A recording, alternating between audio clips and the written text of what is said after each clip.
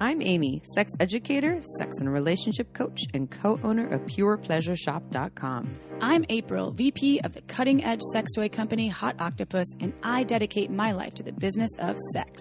We are on a mission to teach you how to have hot sex, deep intimacy, and how to make your own rules for who you are as a sexual being. Welcome to the Shameless Sex Revolution. Don't forget to head on over to our website at shamelesssex.com for more. And for 15% off of some of our favorite sex toys, use coupon code SHAMELESSPP in all caps at purepleasureshop.com. You are listening to a pleasure podcast. For more from our sex podcast collective, visit pleasurepodcasts.com. Well, hello, everyone. Yo, yo, yo, everybody. Welcome to the Shameless Sex Podcast. This episode is on swinging, the swinging lifestyle. Oh, yeah. With Brenna and Brian. Swinging is they're Front Porch Swingers. Yeah. Which I like that. Did they even explain what that meant? Did we ask them in the podcast? I can't remember. We recorded a while ago. Well, maybe they explained everyone. Yeah. Stay tuned. Yes. They, in swinging is we actually got invited to, what is it called? Hedonism in Jamaica. In Jamaica, yeah. We haven't been able to go, and now obviously. We really can't go. Yeah. I was trying to take Legend too, because I just. Your dog? Yeah, I just got him. To the swinging resort. If you go to Jamaica, you have to quarantine your dog for, I think it was 3 weeks. I looked it up. In Kingston, only in Kingston too. So I'd had to go into Kingston with my little dog. To go to this resort for 4 days, 4 nights or something. It was not going to happen, but I really wanted to bring Ledge. Yeah, swinging is something that a lot of people like and are into, and is a form of non-monogamy. Also, funny story, yesterday I went to the peaceful rally. It was a peaceful protest. Yes. And I had Legend in a backpack, a dog backpack, and someone was like, Legend, and recognized him. From the podcast? No. Okay. From probably, I think, one of my partner's daughter's Instagram. Okay. And it was really funny. Your dog's famous. I was like, oh, you know my animal. Hi. How cute. Yeah. Legend, you're famous. Legend, you are the best. Anyway, I just wanted to share that with you because I just remembered, and I was like, I love my animal. Oh, I heard, so I wasn't able, I was out of town this last weekend, then yesterday I was sick. I have a UTI, everyone. And yesterday I started taking antibiotics. It was miserable yesterday. I'm feeling much better today. So they had the protest yesterday. But someone messaged me who lives on the East Coast. And I'm so impressed by the chief of police in Santa Cruz. I'm like, how did you hear about that? I wasn't there on Sunday I think it was Sunday when they did a march. Yes. And I know people were commenting on that. Yeah. I don't know much about it either. Yeah, I wasn't there for that one, but lots going on in the world, and we are not in any way looking the other way. We are active on social media, and what we're doing this week is really committing to only posting work of people of color, and we are still sending podcasts out through this week. I know some podcasters have actually opted out of doing podcasts for this week, or they're also only doing podcasts about social justice and what's going on.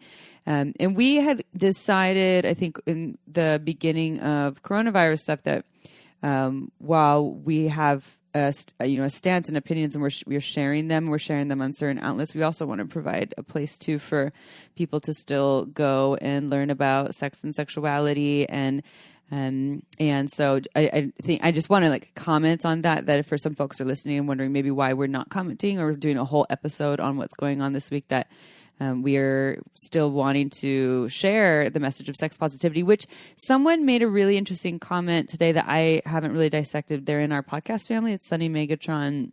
From American Sex Podcast. She was talking about because this is also Pride Month, which is, and right now it's interesting because it's Pride Month, and so it's LGBTQ plus, and a celebration. There's usually, for the Pride Festival start this weekend, I think is usually when it would start. None of them can happen because of coronavirus. Well, and I don't know if they're not happening, but we're also in the middle of something else that is really important. That Black Lives Matter and a lot of social justice stuff. So it's this time of. I think it's a tricky one because we also want to highlight this is an important month in that these Pride festivals celebrations did start. I believe, and I could be wrong, but it did start from protests and riots and a lot of really shitty things that were happening and still continue to happen. I think, I'm pretty sure a trans woman of color was actually killed a couple days ago. So,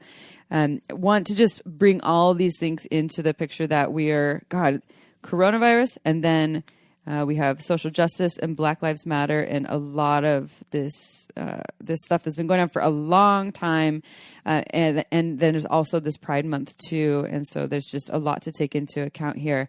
Here's one other thing that I saw. Allison Moon, she was on her podcast, Girl Sex. Mm-hmm. She posted something, I think it was a repost that someone put that was saying people are considering 2020 as the year that that we lost or something, right? They're saying that. And she actually said, we're going to redo it. It's going to be 2020 next year too. Well, just because it's she didn't say that. Oh. So the repost was saying, instead of looking at it as the year that we lost, because we were in shelter in place and there's all this stuff going on that is really sad and horrifying. And instead of looking at that, look at this is the fucking year where shit really needed to happen and started happening. All at once. All at once. And so that's super intense in all the ways. So we welcome all the feels from all of you, and we have a lot of feels over here too. It's not the easiest time, I think, for anyone, and I think it's a really important time.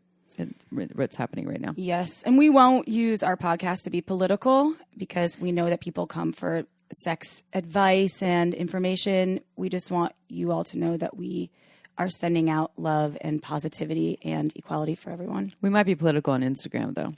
Yes, we have that outlet there too. So it's not that we're not, and I mean that's one thing we're looking at too is that the stance I could say I stand by the stance that silence isn't. And I'm also working. doing my best to educate myself as much as I can on some of the issues because I feel like education is the key here. Oh yeah, so. I have so much to learn, and that's I think that's the opportunity here is we can stay stuck in our stories, or we can learn more and educate more, and also look in the mirror and be like, how can I do better? And what have I been hiding from? And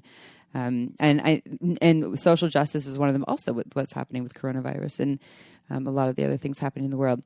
So just want to comment on that real quick, but we are going to be talking about swinging lifestyle. It's fun. It's playful. It's informative.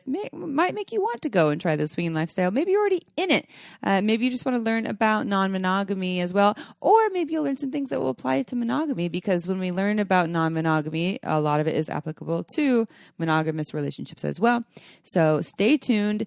Before we dive in, we want to give 2 shout outs. One is to a listener who sent us 2 very adorable masks. They're so cute. They're adorable. This company that she works for. Mine has a little hiker on it. Mine has, I think it's in a tent.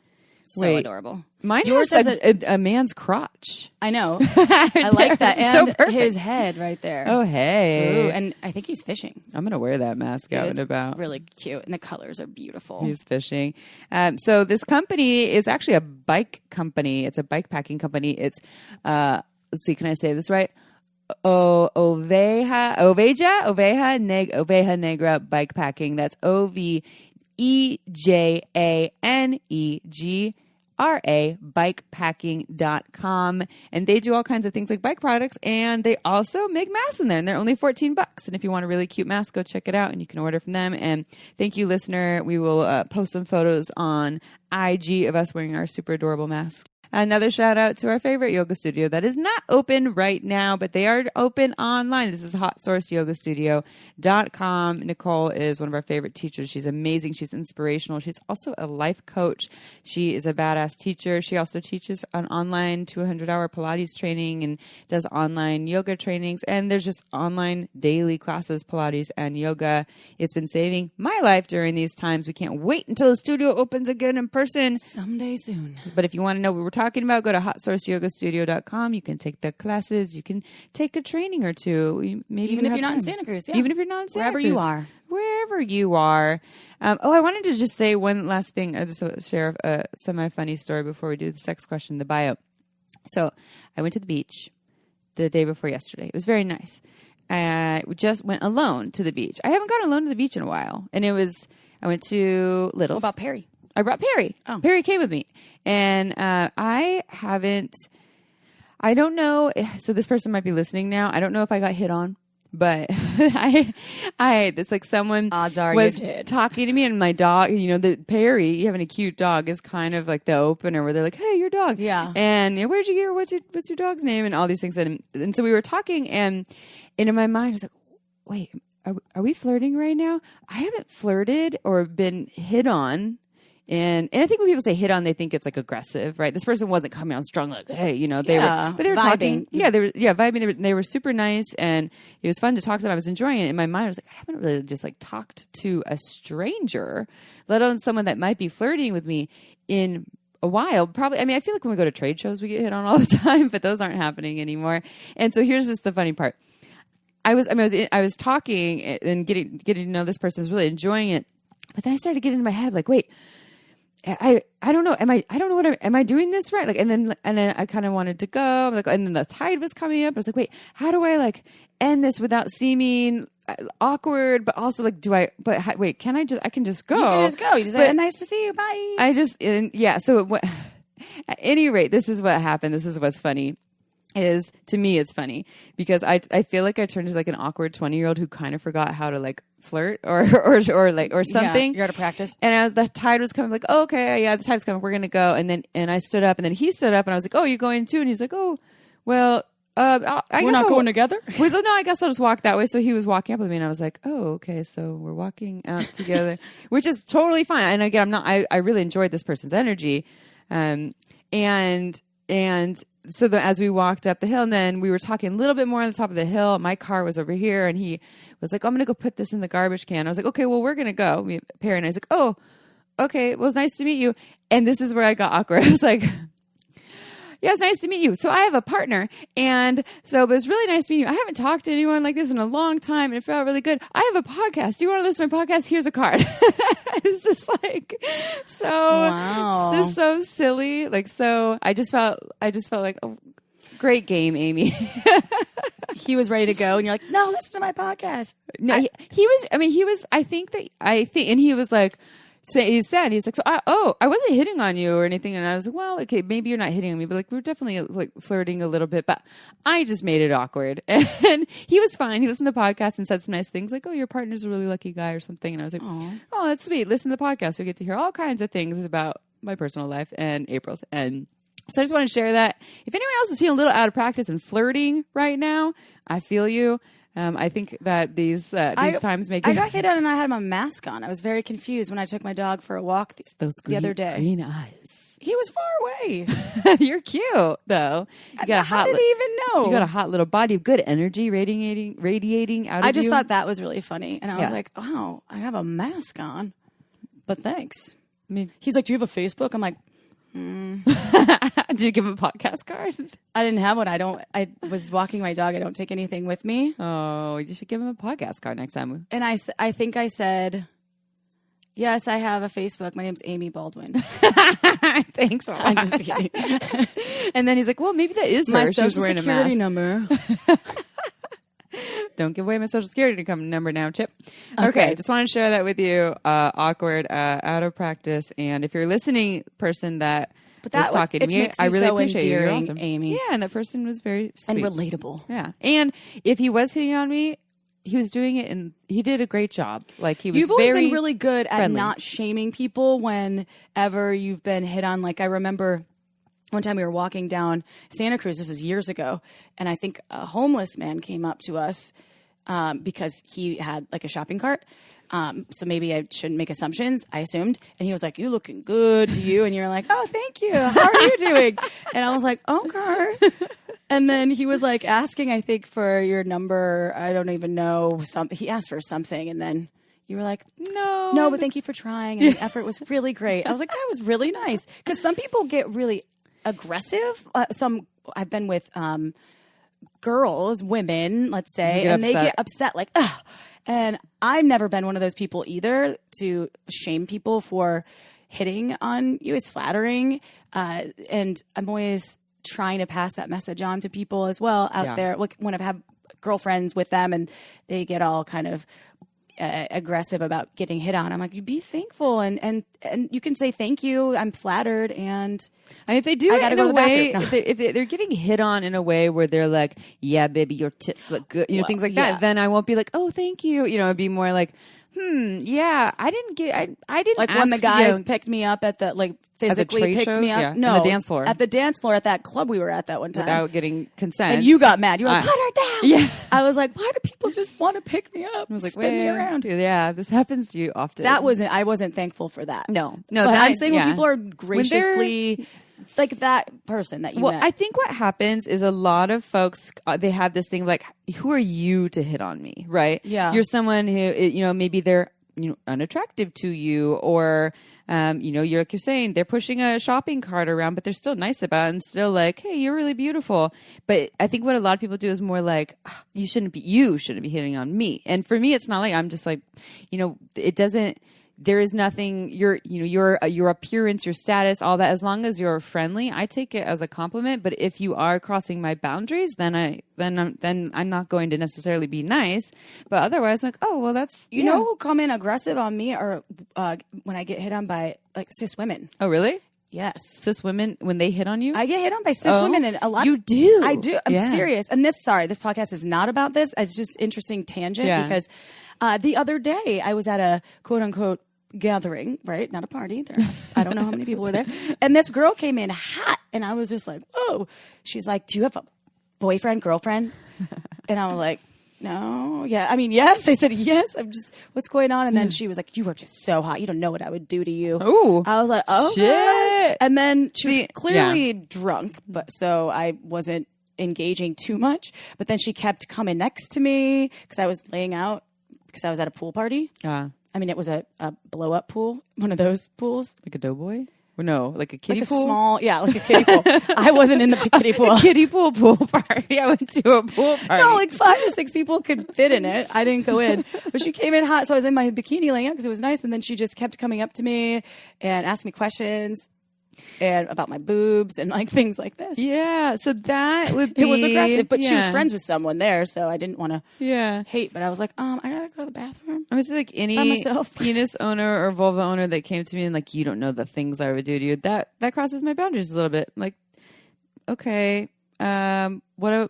thank you for telling me that. That seems like something that like you can tell me that when maybe we're already on a place where like it's clear that I'm flirting with you or that I'm interested. But too soon. Mm-hmm. And then some other girl touched my face at the same party. Oh, you hate having your face touched. Yeah. If anyone wants to piss April off, touch her face. No, don't do that. Even energetically touching it, I'm like, no. Don't even touch it with your eyes. Okay. So, you ready for a sex question in the bio? Yeah, everyone's probably over it. They're fast forwarding right now. Shut up. Okay. So, sex question. I've been with my girlfriend for 2 years now, and I'm clueless on how to admit to her that I'm interested in trying a poly relationship. I was very sexually adventurous before we met couples, swingers, etc., and had to tone it down because I didn't want to scare her away. She's amazing, and I don't want to lose her, but I feel like my past will make her leave. Huge fan. I learned a lot from your podcast. Thank you, and keep up the amazing work. By the way, this person, I mean, their name was a name that's generally used by vulva owners. But I don't know if this person's a vulva owner, but just so you know, as we answer this question, that is a possibility. So this person, they have a past of being in open relationships, poly relationships, etc. They never shared this with their current partner because they were ashamed. They didn't want to scare them away. And now there's this desire to go that route again, to have a poly relationship. So it's a really scary conversation to be like, hey, here's my past and here's what I'm currently wanting right now. Well, because immediately a lot of folks go straight to, what am I doing wrong? What am I not fulfilling for you? Yeah. Which is an old pattern that we're all used to thinking. I'm guilty of the same thing when not anymore as much, but it brings up stuff where I'm like, I'm not fulfilling everything for you. However, it also, if you don't ask or even sit down and have a conversation about what it's not even non-monogamy at that point because it's polyamory. But you can do it in this really beautiful way, and actually everyone can benefit as long as there's openness and integrity, and they create the terms of their agreement. And there is risk, though, of that person. There's always risk. Yeah, of them not only rejecting the idea, but possibly then getting fearful of the relationship coming to a close or ending. Yeah, that's possible. And when people ask, I get the questions like this from folks often, where they're like, "I don't know how to say this," but this person did a great job writing this to us. You're terrified. You didn't share this because you were afraid to scare them away. You really care about this person, and so I think when people share things and they share that vulnerability, it makes a big difference. If you went to your partner and just like, "Hey, I've been thinking about this. I want to open the relationship up," it can be really scary, and you can totally do that. But also, when you share, you're sharing also that you didn't share some info from the past too. When you share the hard part, I was really scared. I didn't want to lose you. I have some shame about this here, or maybe it's not even shame, but I have fear, or I have a history of people not choosing me because I am more of an open relationship person. So when you explain more about that, I think people could potentially realize that it's not as personal as they might make it if there wasn't as much heart and transparency about all the challenges, about the fear, about all of these pieces that add up to this experience of why you didn't share and why it's scary to share it now. So I don't think there's a necessarily perfect formula. It's not an easy conversation to have. And I think if you share your heart, your fears, your true emotion and the vulnerability in all of that, and also share why, like, what is it about poly relationships that interests you, so that they're not like, "Oh, I'm not enough." What is it? Is it that you really just like being close to multiple people? Does it help to supercharge you in your primary relationship with your partner? Is it real desire that's just part of your innate nature? And so sharing those pieces to ensure to this person that it's not personal. It's not anything about you not being enough. This is just, a desire of mine, or who I am, or who I have been in the past. So yeah, good luck in that conversation. And they're not easy. There's not an easy route, but I think when you bring in your truth and your heart, it makes a big difference. Yeah. People do it successfully all the time. And I don't know if we asked in this podcast to Brenna and Brian about we probably did, about how to advice for people who want to start potentially opening their relationship in different ways. They may have tips. So this episode could be applicable to you. With that, do you want to read a bio? I sure will.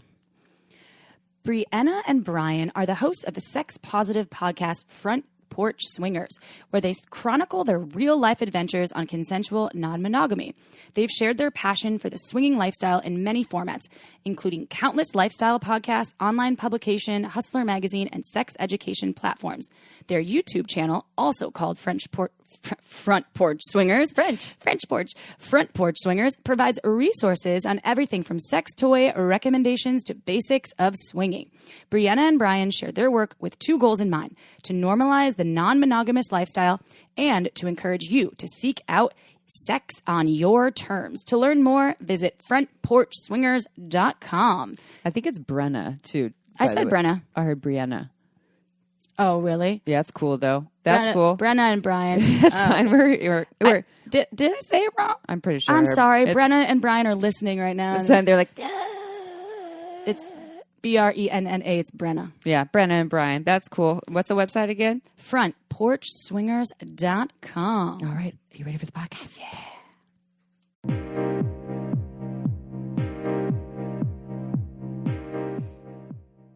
All right, everyone. Episode time as usual. And here we are talking about the swinging lifestyle. I love this topic. I think it's a lot of people have some ideas about what swinging is. There's some misconceptions, probably some questions. Some of you might be in the swinging lifestyle. I also love that you all deemed it the front porch swingers, yes. Which it's like, you think about this beautiful front porch swing and also a lifestyle of swinging. Yes. What does this entail? And we always start with the same question. We'll throw this at you.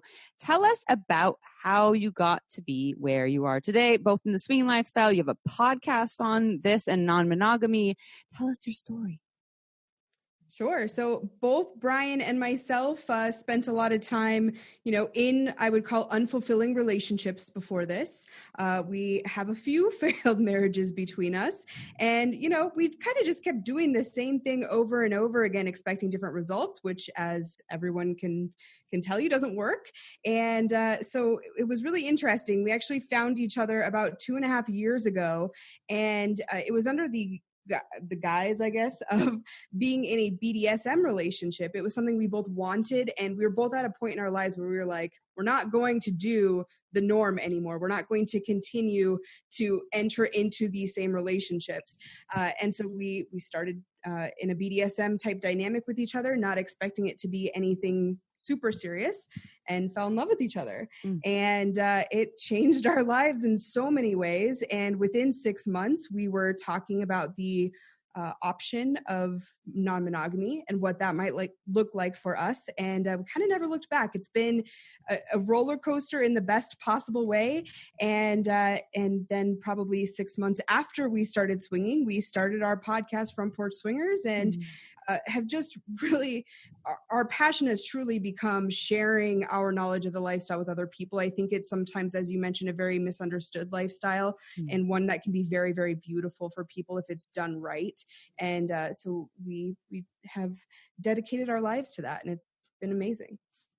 Nice. Why is it often referred to as the lifestyle? Like I hear that, and when I hear that, I'm like, I want to be part of the lifestyle. But like, why is it? Why lifestyle? Well, I think your reaction to it is why it's the lifestyle. I think sometimes people hear swinging and they think of kind of those old 70s key parties or the idea of like free love. And I think we've come a long way since then. Obviously, the general concept is the same. Swinging and the lifestyle are technically the same thing. Typically, people my age, millennials, I'm 30, prefer lifestyle just because it's a more kind of modern twist on non-monogamy. I've been asked that before. Like, are you part of the lifestyle? I'm like, which one? I don't know. Just out and about. And I actually get a lot of folks that I feel like want me in their swinging lifestyle that I didn't even realize. And you're the dream unicorn. I don't know about that. And I've talked about it before. Anyway, this is not about me at all, because our listeners are very curious about, I think, the swinging lifestyle, and information is key. And also it's, as you said, it's a misunderstood sort of way of living, and it doesn't need to be so boxed up either. There can be a lot of different ways to be a swinger or open, if you will. So I guess, can we talk about what swinging is, and also let's dive deeper into the misconceptions of the swinging lifestyle, because there's obviously a lot out there. Yeah, absolutely. There are, ethical non-monogamy, consensual non-monogamy, swinging, open relationship. It's all the same destination for the most part, right? It really just depends on which path you're taking. And that's really a generational kind of thing. Like Brenna alluded to, the old 70s key parties have gone away, as for the most part has the term swinger for anyone, let's say, under the age of 45. And so you kind of, as time goes on, the nomenclature always changes, right? And so that's essentially what's happened. You've got a lot of different names for it, but it's essentially the same thing. It's a path to ethical or consensual non-monogamy. And it looks very different for different people and different couples. For example, a lot of couples that are in the lifestyle really only play with other couples. That's kind of the most traditional form of swinging or being in the lifestyle. For us specifically, we actually play with kind of an array of people. And it's based on, I think for us, different opportunities with different people present different eroticisms for us. So for example, I have a single gentleman that I play with on a regular basis, separate from Brian. And that is completely different for us in our relationship than being with another couple. So there's a lot of different ways that you can be a swinger. And, they're all awesome in their own way. Yeah, we also have a female play partner, and we both play with her, and I play with her separately. So there's a lot of different variations.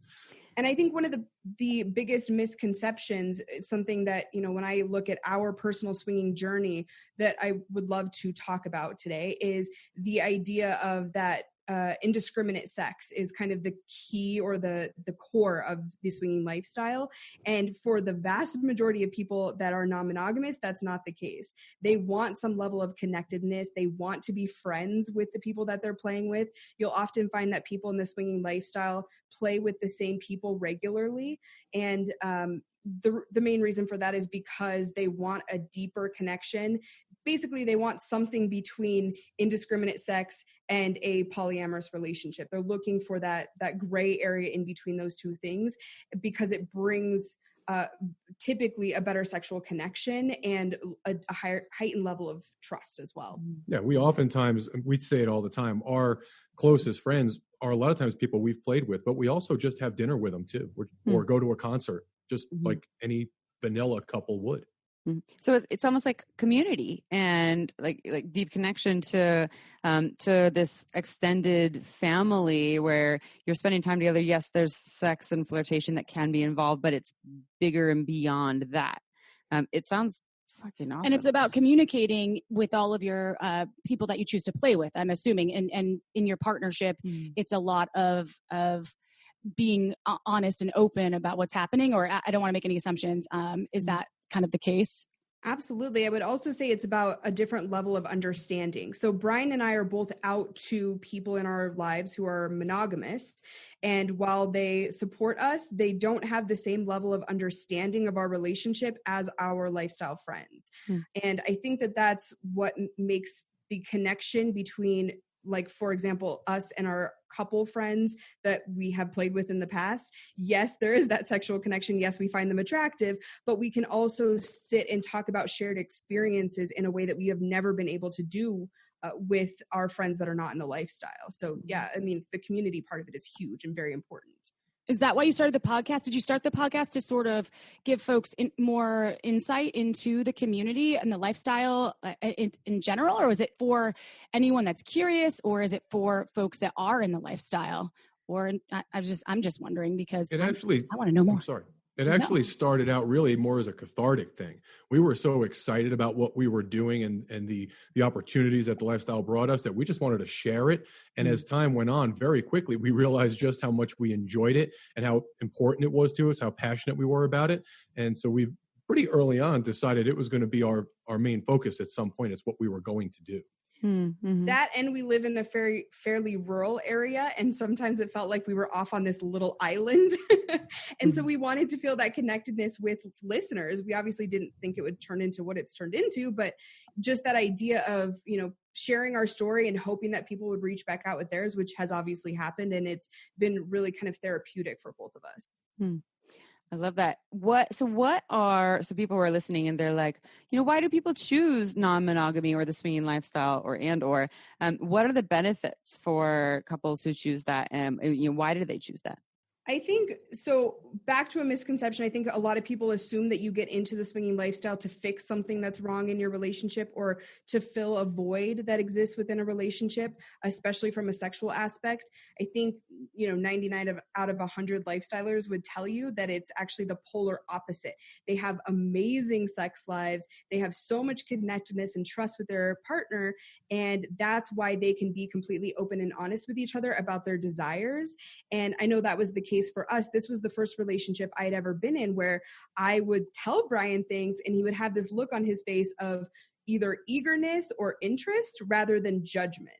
And because of that, I found myself constantly wanting to share more and more and more with him, which resulted in us feeling comfortable enough to say, hey, it would be really hot if I was able to see you with another person, and vice versa. And, I think that is the case for the vast majority of people that get into the lifestyle. They see this as an opportunity to ramp up or to accentuate the amazing connection that they already have together. Yeah, if you're a couple that has amazing chemistry and amazing communicative properties, all this is going to do is intensify that. There, as you mentioned, there is no lifestyle, there is no relationship without that communicative piece. And for us, it was mind blowing for me to be in the first relationship I'd ever really been in that was completely open and honest, literally from day one. It's how we started. And to be able to continue that and just watch that grow, pretty amazing when you consider, how we got to where we are. I'm hearing a lot of aliveness. I say this on podcasts all the time because that's like when people are like, invigorates our connection, our individual lives and our connection to each other. And there's this aliveness component that you get to have all these experiences, whether shared or separate, but then you come back to this person and they continue to invigorate you and be like, wow, look at all this pleasure that we can have and these exciting experiences, and we can still be connected. We get excited together about them. And there's just so much energy behind it that sounds, should people choose it, sounds like super fun and spicy. And I assume it's probably not for all folks because you have to be kind of open in that have case. A strong foundation that you've already built, right? Yeah. And you were saying, I want to watch my partner have sex with someone else. Like, a lot of other people haven't worked on their stuff to be comfortable with that, or maybe they don't want to. But I guess I'm just going to go with this question, but like, something that is always, I think, curiosity, right? A lot of folks, we're not monogamous creatures. Human beings are not monogamous. There's so much access now to beautiful things and beautiful humans. And it takes a specific kind of relationship and a specific kind of process to build. It doesn't just, maybe it does happen. Maybe you meet someone and that is what you're going for. And I know that for me, I am not a no person. In the back of my mind, I'm like, I will eventually probably explore the lifestyle because I know that I'm now building this strong foundation. I would love to hear about some of the challenges that come up in your relationship. And for those folks that want to explore the lifestyle of swinging and non-monogamy, what you would say to them, to me. Sure. Yeah, I mean, I think the kind of obvious one that comes to mind, and I think the one that people probably assume is a potential pitfall of a swinging relationship, is the jealousy aspect. Swingers are not immune to jealousy.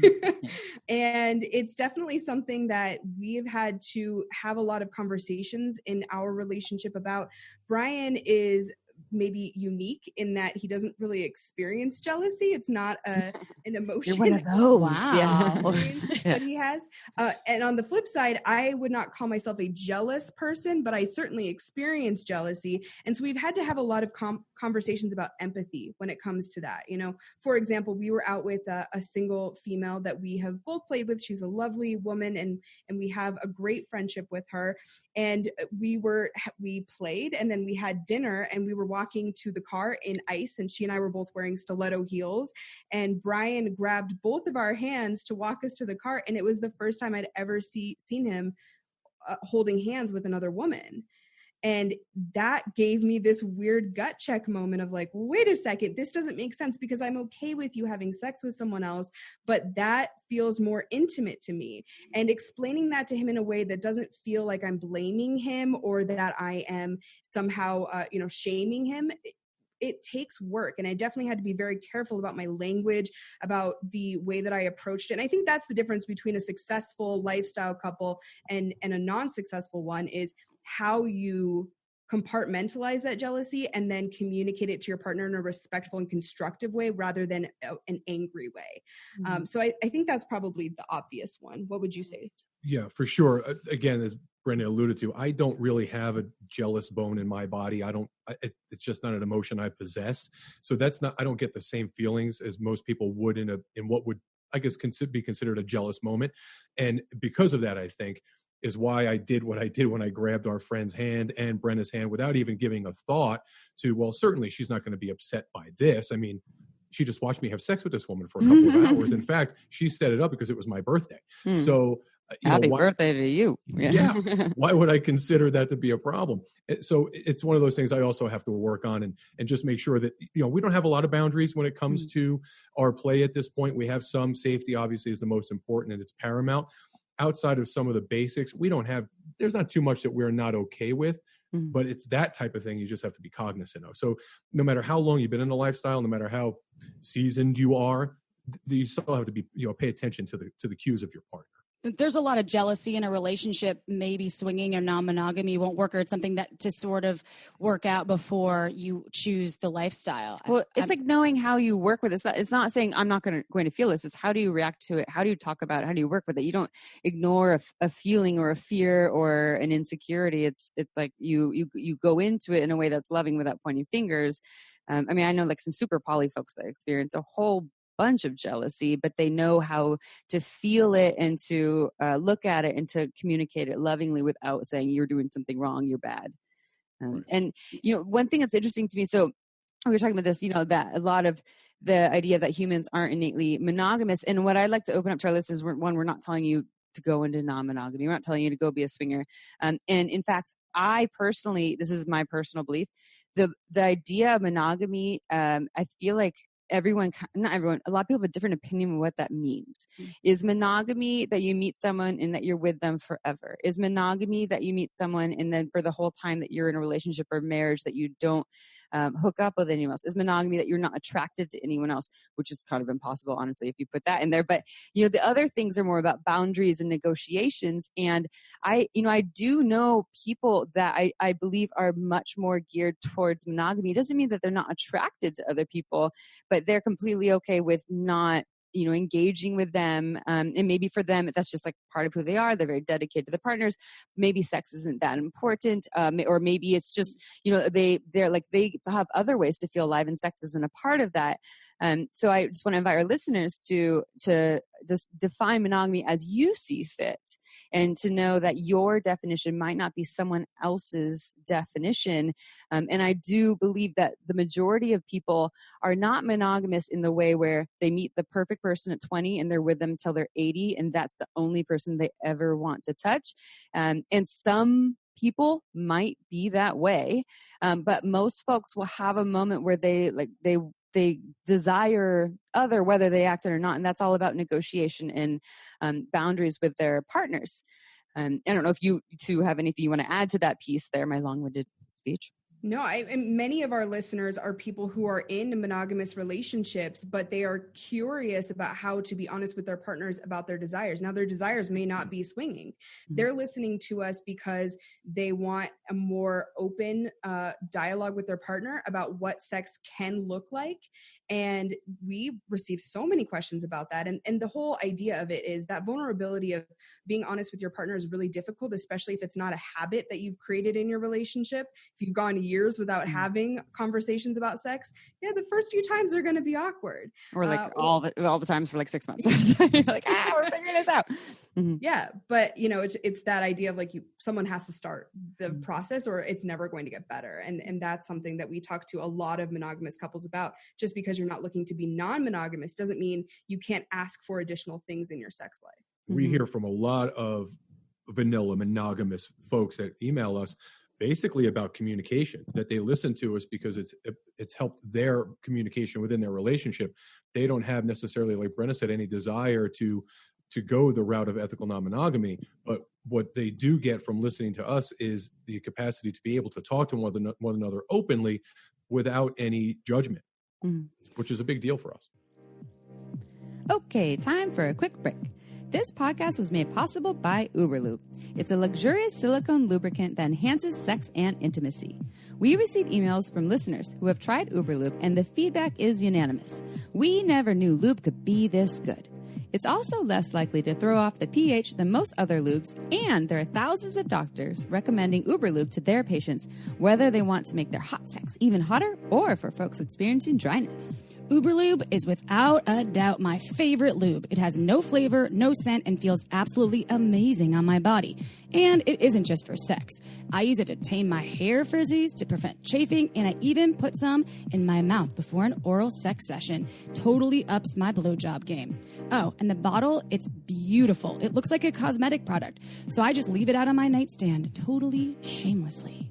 To learn why we think it's the best lube on the planet, check out uberlube.com and use code SHAMELESSSEX for 10% off, plus free shipping. Again, that's uberlube.com and use code SHAMELESSSEX for 10% off and free shipping. This podcast was also made possible by omgyes.com. OMGS is a research-based online program that teaches you all about how to pleasure the pussy. OMGS studied thousands of vulva owners to find out how they orgasm and then made beautiful animated modules and super honest short videos to give you ways to reach even more pleasure. I've been recommending OMGS to my clients for years, and it's been changing their lives. We all know pleasure is fluid and ever-changing, so why not add more tools to your pleasure tool belt? OMGS is for everyone, so whether you are a vulva owner or you just love vulvas, OMGS will give you the techniques to get your O-face on. There are 2 seasons to choose from and hundreds of gorgeous videos to explore, so go see what science says about pleasure and visit omgs.com/shameless.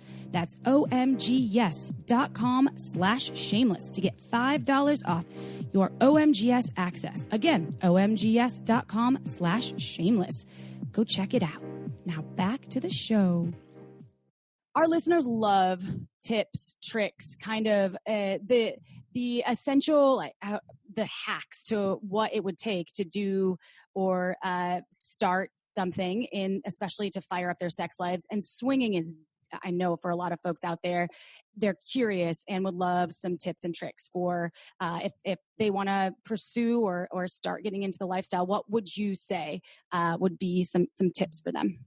My number one tip, I always tell people, swinging is kind of like adding salt to a recipe. You can always add more, but you can't remove the salt. So a lot of people, they talk about being in a non-monogamous relationship. They're both excited about it. So they jump in feet first and they don't really look back. Mm-hmm. And sometimes that works out really well, such as the case with Brian and myself. But I don't think that is necessarily, it's kind of a, learn from our potential mistake. And so I tell people one of the best things that you can do if you think you may want to enter into a non-monogamous relationship, but it hasn't been part of your dynamic in the past, is to start slow. For example, going to a bar or a social setting, a coffee shop, something along those lines, and flirting. Just take time to flirt and talk to other people, give them eyes, all of those kind of sexy things that have nothing to do with contact, and then take time to debrief with your partner after that. How did that feel for you? Is there something, did you get a gut check moment out of that? Do you have any regret about it? And if it seems like you're on the right path, that's when you can take it to the next level, which, it could be one of a million different things. Go to a swingers club, but don't touch, or, go on a date, quote unquote, with another couple, but with the expectation of no play. There's a lot of ways that you can start slow. And I think that's one of the most important things that a couple can do when trying to enter into the lifestyle. Yeah, I think it's also important that you do, especially like Brenna said, when you're just getting started, whether it's you're going out to a bar or a social setting for the first time and you're simply going to flirt individually and kind of see how each other feels, or you go to an event, a swingers event, and you're not going to play, you're going to observe. It's really having boundaries, setting them, and sticking to them. That's really the big thing, especially early on. You may get the feeling that, oh, well, I know we had these 5 boundaries, but I'm willing to shake a little bit on 1 or 2 of them the first time out.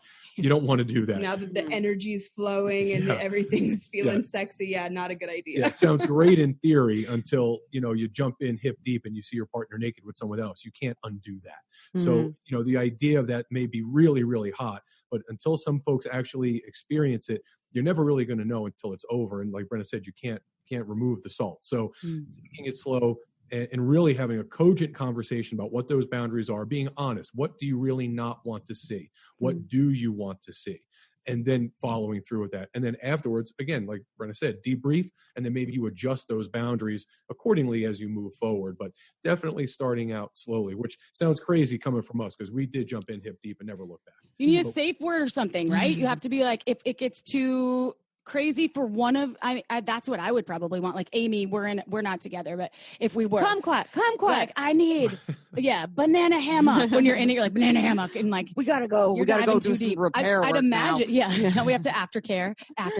Will you stroke my head? That was a lot for me to see. Oh, deep breaths. I love you. Yeah, well, and it sounds so. It's like don't jump right into the deep end. Just go into the shallow end first and work your way up, like baby steps into the deep end. Make sure you bring your water rings if you can't swim. Just be not.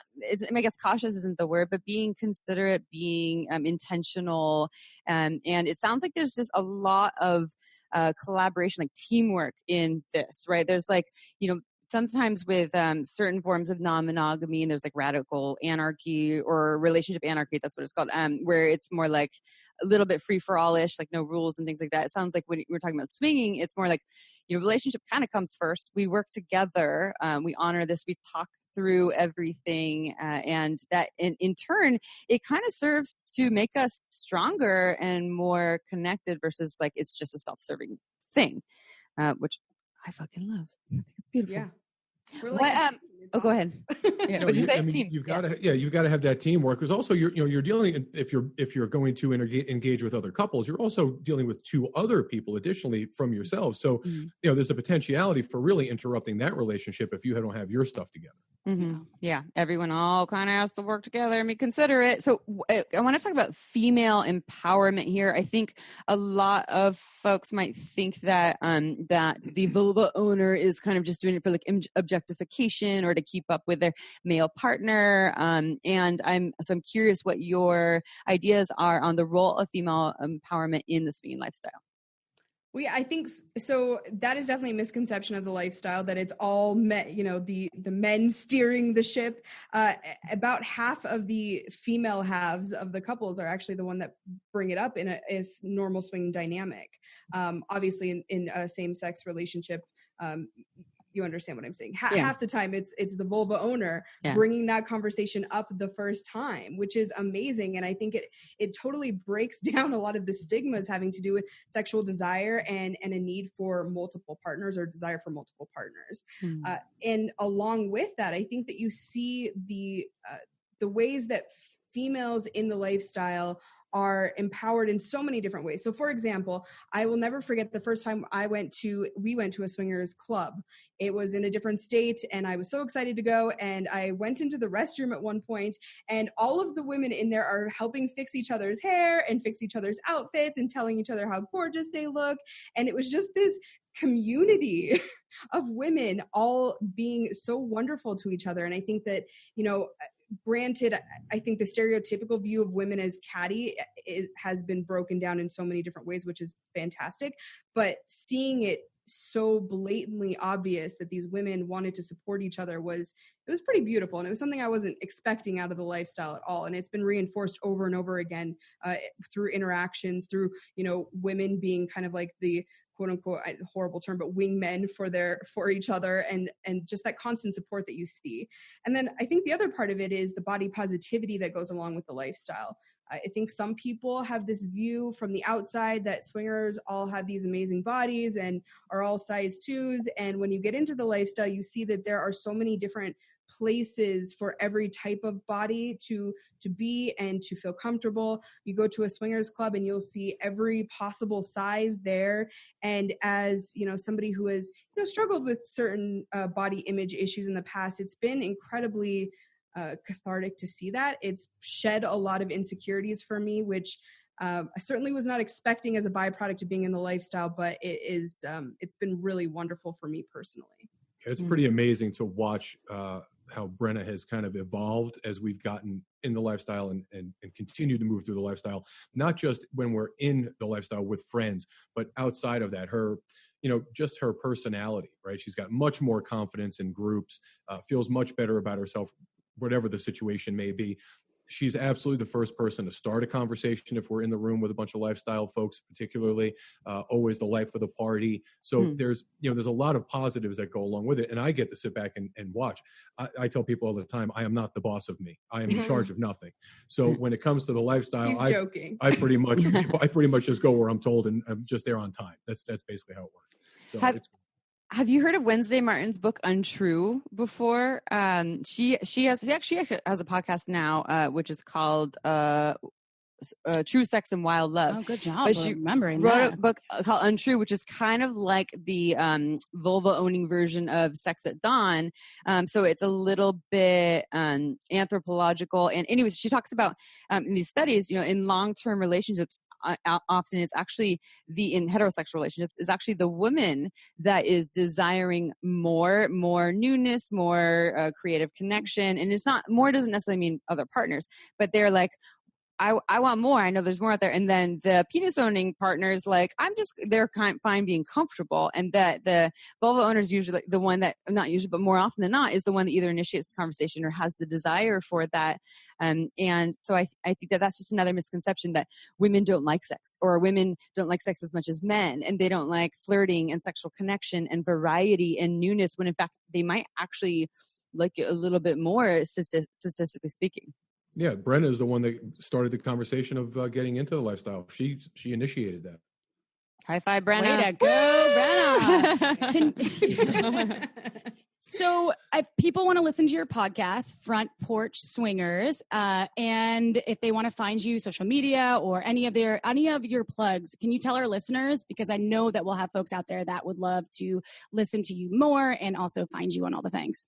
Absolutely. Yeah. The podcast can be found on any podcast app or at frontporchswingers.com. And if there are any questions or anyone wanting more specific information, mail at frontporchswingers.com. They can definitely contact us there as well. And on the social media, we're all over social media. Front Porch Swingers. How often do you drop a podcast? Weekly, every single Monday. Yeah. Monday. We're Tuesday. Like, see you next Tuesday. See you next Tuesday. And you know what that means. Either of you like drinking wine? Anytime. Yes. Are you wine people? We love wine. Amy and I have been an advocate for wine since we were 21. Just kidding. Probably since I was 14. Not going to lie. And we have this amazing wine sponsor that we love. It's called Margins Wine. And for those folks out there who haven't been able to try it, because she does really small batch boutique wines, you might have the opportunity, because she's doing a summer release. So go to marginswine.com, sign up for the newsletter, and be in the know.